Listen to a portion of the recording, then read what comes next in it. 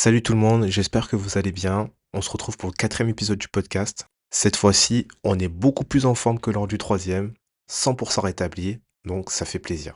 Je vais me représenter rapidement. Moi, c'est Harry, un amateur de manga qui s'est lancé un projet fou de produire son propre podcast afin de partager et donner son propre avis sur les mangas qu'il a lus et qui pour lui valent le coup d'être mis en avant. Après le dernier épisode qui était beaucoup plus sérieux au sujet de la thématique, j'ai décidé de repartir sur un manga plus léger, un manga qui me parle beaucoup plus parce qu'il aborde un sujet que je connais très bien. C'est un manga de sport. On revient sur le sport. Un sport que j'ai pratiqué, que je pratique toujours depuis assez longtemps, que je regarde aussi. Pour ceux qui me connaissent un minimum, évidemment, c'est un manga de foot. Les personnes qui me connaissent savent que je suis un amoureux de Aoashi, que ce soit en manga ou en animé depuis la nuit des temps. Mais aujourd'hui, on va pas parler de ce manga-là. Parce que sinon, on va passer 3 heures dessus. Et pour votre propre bien, et le mien également, je pense que vous ne voulez pas un podcast de 3 heures où je parle sur Awashi, tant je vais partir sur tout et n'importe quoi. Aujourd'hui, c'est scène de foot basée sur le football italien. Qui dit football italien dit football défensif. Et qui dit football défensif dit Catenaccio, qui est également le nom du manga. Mais qu'est-ce que Catenaccio? Qu'est-ce que ça veut dire? Évidemment, vous savez, j'ai toujours une petite définition à côté. Donc là, j'ai la définition du site SoFoot qui parle de Catenaccio. Catenaccio est un terme utilisé pour désigner le système défensif d'une équipe à vocation très défensive, caractérisée par un placement et un marquage très rigoureux. En italien, Catenaccio signifie verrou. Catenaccio, c'est un manga assez récent qui est sorti en 2022 et qui est toujours en cours de publication. Et en version originale, pour l'instant, il y a 7 tomes qui sont sortis. Le manga se focalise sur le protagoniste qui s'appelle Yataru Araki, qui, comme tout protagoniste qui se respecte dans un manga de sport, rêve de passer professionnel et de vivre son rêve, jouer dans le plus gros stade d'Europe, jouer dans les plus grandes compétitions, et bien sûr, marquer le foot de son empreinte. Pour ceux qui ont écouté le premier épisode du podcast, ça peut faire penser à Deep 3. D'ailleurs, si vous ne l'avez pas écouté, je vous invite à le faire, parce que je trouve qu'il est vraiment sympa. En toute objectivité, hein, bien évidemment. Vous savez, ce fameux manga de basket dont je ne taris pas d'éloges, que j'adore toujours d'ailleurs. On est un peu dans le même style où le début se passe au Japon, le temps de mettre un petit peu en place le contexte, le personnage, etc.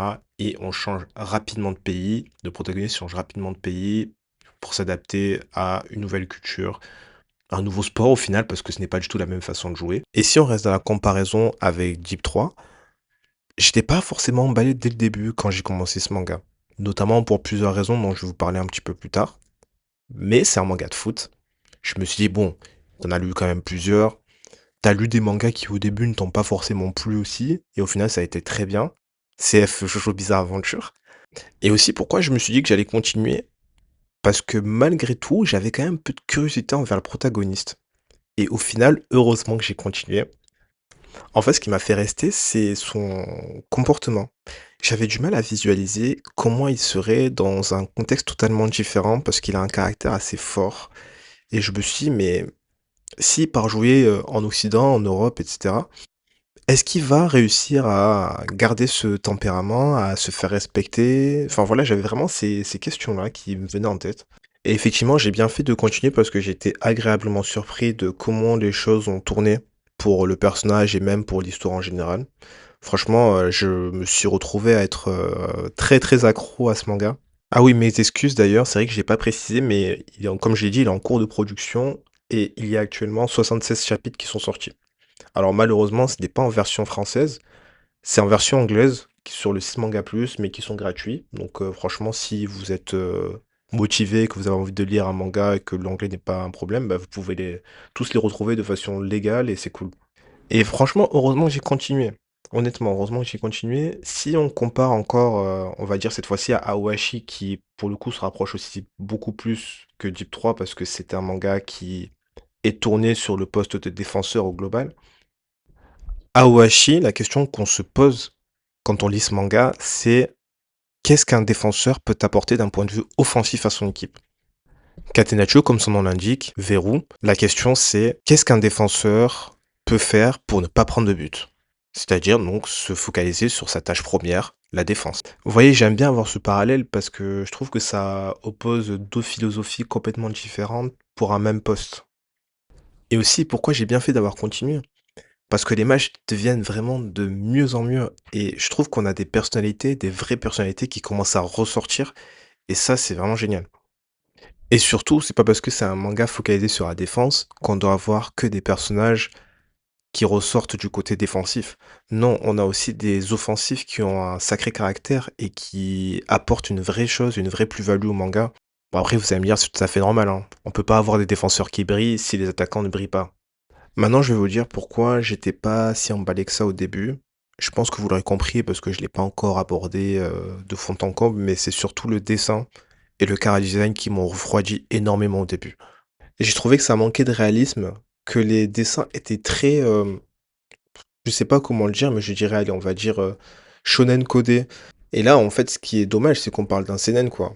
Donc pour moi, un seinen, c'est mon avis personnel qui est pas du tout objectif, donc OK.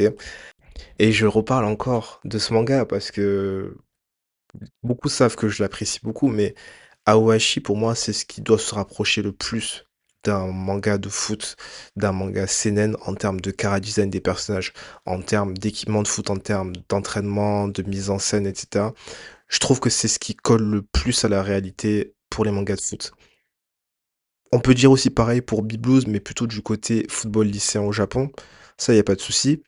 Mais ce qui est sûr, c'est que pour moi, pour un seinen, en termes de dessin, ça ne va pas se rapprocher, par exemple, d'Olive Tom ou de Blue Lock, où c'est des dessins qui sont assez, on va dire, enfantins par moment. Et moi, c'est pas quelque chose qui me plaît dans ce type de manga. Et quand je dis type de manga, je parle de seinen évidemment, pas de shonen. Parce que pour la base shonen, Olive Tom Blue Lock, enfin, c'est très très bien. Et même Aoashi, voilà, vous avez compris. Mais après, je crache quand même beaucoup sur les dessins, mais ce qui est vrai, et ça par contre c'est indéniable, c'est que les dessins s'améliorent vraiment, vraiment de match en match, de chapitre en chapitre. Sur le premier match, bon, voilà, sans plus, mais c'est plus vraiment à partir du deuxième match où là on a des planches qui sont... Bah c'est des planches de malade, hein. Faut pas dire autre chose. Et surtout les doubles pages qui sont très très bien sur le dernier match là, mais waouh, quand je repense à ça, c'est vrai que quand on compare aux 20 premiers chapitres et qu'on arrive après à partir du chapitre 50, en fait, on a limite l'impression de lire un autre manga, quoi. Mais pour un seinen, moi, je trouve que c'est quand même pas mal shonen codé par moment. Surtout quand on voit les séances d'entraînement, comment le centre de formation est organisé, comment le club est organisé, le comportement de certains personnages, le directeur sportif notamment. C'est vrai que c'est quand même pas mal shonen codé, mais ça va. Pour moi, je trouve ça quand même bien. Mais en vrai, c'est largement compensé sur la suite du manga, notamment sur les matchs où les dessins, comme je vous ai dit, deviennent de mieux en mieux. Les matchs sont très dynamiques et également la tension slash pression lors des duels, attaquant-défenseur.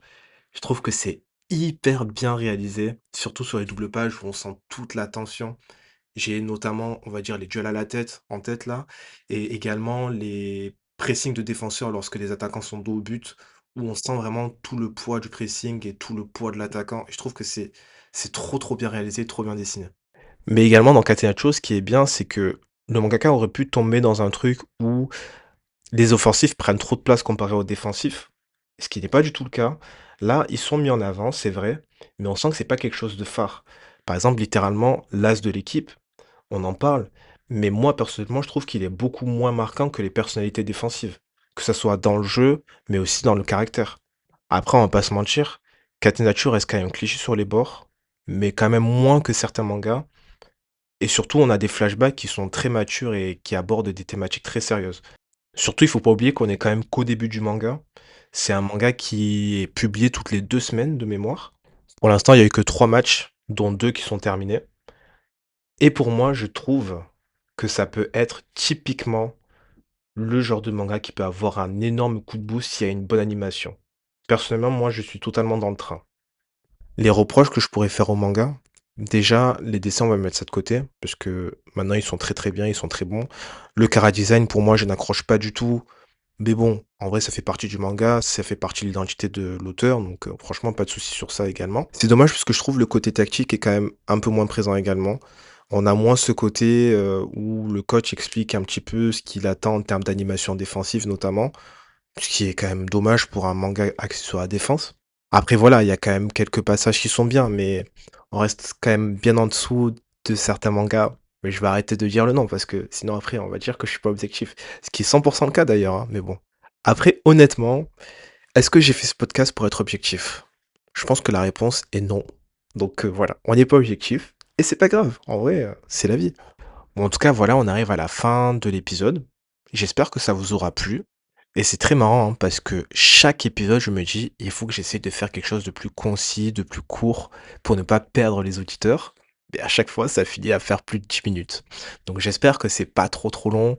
N'hésitez pas à me faire des retours dans tous les cas. Comme d'habitude, que ce soit au niveau du son, de l'éloquence, de l'écriture. Voilà, je suis ouvert à toutes les critiques possibles, bien sûr. Et si vous n'avez rien à dire, évidemment, vous pouvez mettre 5 étoiles, vous pouvez mettre un petit message de soutien qui peut faire plaisir. Et puis voilà, j'espère que on se retrouvera assez bientôt pour le prochain épisode. Merci à vous de m'avoir écouté. Je vous dis à très vite. Bye bye.